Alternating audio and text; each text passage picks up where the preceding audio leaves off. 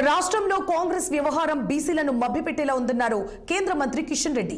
బీసీలకు అన్యాయం చేసేలా ముస్లింలకు 10% రిజర్వేషన్లు ప్రకటించడం అన్యాయమని మండిపడ్డారాయన.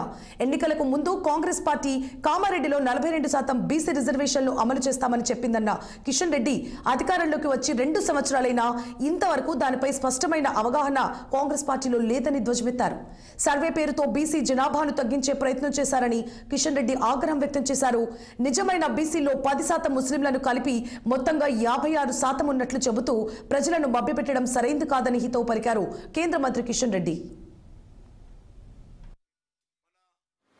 తెలుగు రాష్ట్రాలలో ముఖ్యంగా హైదరాబాద్ హైకోర్టు చాలా స్పష్టంగా గతంలో కూడా రాజశేఖర రెడ్డి గారు ముఖ్యమంత్రిగా ఉన్నప్పుడు బీసీ ఈ పేరు మీద 4% ముస్లింలకు రిజర్వేషన్ కల్పించినప్పుడు ఆనాడు హైకోర్టు రాజ్యాంగ ధర్మాసనం చాలా స్పష్టంగా హైకోర్టు ఫుల్ బెంచ్ ఈ రకమైనటువంటి రిజర్వేషన్ రాజ్యాంగ వ్యతిరేకము కాబట్టి రిజర్వేషన్ చెల్లదని చెప్పి హైకోర్టు 2 సార్లు చాలా స్పష్టంగా తీర్పిచ్చింది.